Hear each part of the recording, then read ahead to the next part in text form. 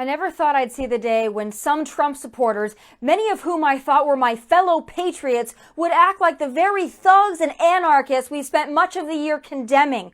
Destruction, vandalism, attacks on law enforcement? This is not who we are, and it's time for final thoughts. After what happened on November 3rd and the weeks and months following, followed by what happened in Georgia on Tuesday night, I figured I would spend much of last night sick to my stomach, but I never expected to be sick to my stomach over the actions of my fellow Trump supporters.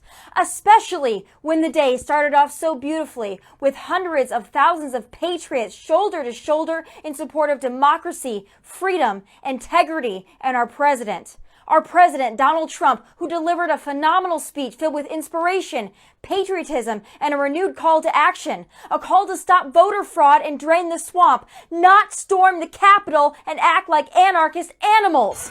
Whether it was Antifa and leftist agitators sprinkled in or truly just angry Trump supporters, I am appalled and disgusted by your behavior.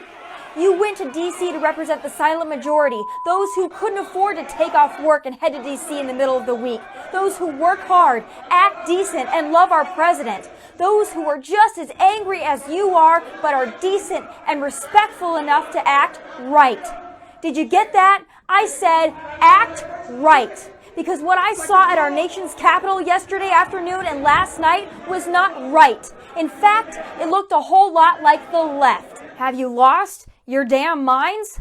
I'm not disappointed in you for showing up to D.C. I'm not disappointed in you for protesting what I too believe was a fraudulent election.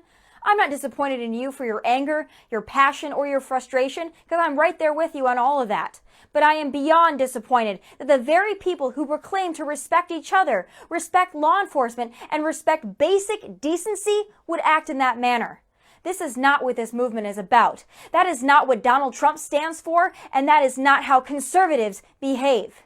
And yes, I'm sure all of the agitators shown and spotlighted by the media were not indeed real Trump supporters. I know that. I know embedding and impersonating is an Antifa tactic, but we all know dang well that doesn't account for all the chaos that went down. How the hell are we supposed to preach law and order next time BLM or Antifa riots, loots, and burns? They're going to look at us and laugh thanks to the behavior that took place yesterday.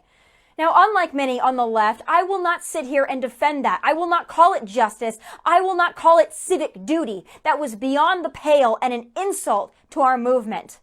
Our movement isn't about tearing down barricades, attacking officers, and forcing our way into the Capitol. And if you think it is, you don't understand our movement at all.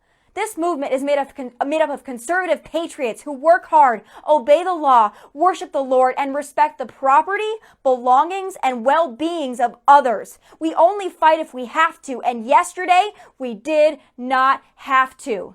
Storming buildings and destroying things is the lazy thing to do, and in the end accomplishes absolutely nothing. The moment we start acting like that, our very valid message is lost. Notice no one is talking about election integrity and voter fraud today? Your actions did that.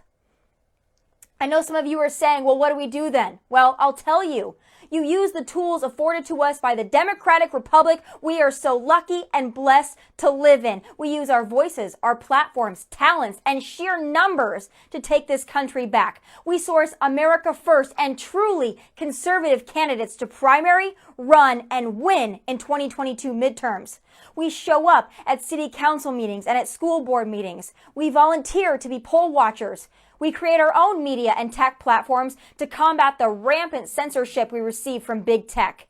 We stop cowering in the corner and pretending we don't have political beliefs. We stop placating to the liberals in our classrooms, social circles, and families who shame us into silence. Those who have a platform and bury their conservative stances and values for fear of losing fans and followers start using their stages to be proudly conservative and unapologetically patriotic. We recall the mayors and governors of both political parties who were infringing on our rights, businesses, jobs, and livelihoods. What we don't do is start acting like liberals. We don't destroy things. We don't disrespect law enforcement and law and order. We don't throw tantrums when things don't go our way. Is it fair? Hell no, it's not fair, but it never has been. Yet still, we maintained our values and upheld our good character. We will always be held to a different standard, but it's one we've always risen to. Are we really going to throw it away now? Be like them? lie, cheat, steal, destroy, and pass it off as justice? Well, you can count me out of that one. I know we are better than this. How are we going to hold our leaders, the media, big tech, Hollywood, academia, and Joe Biden accountable if we can't hold ourselves accountable? We have a country to save. I know you're angry. I know you feel cheated. But in all of the emotion, do not forget who you are, who we are. Those are my final thoughts from Nashville. God bless.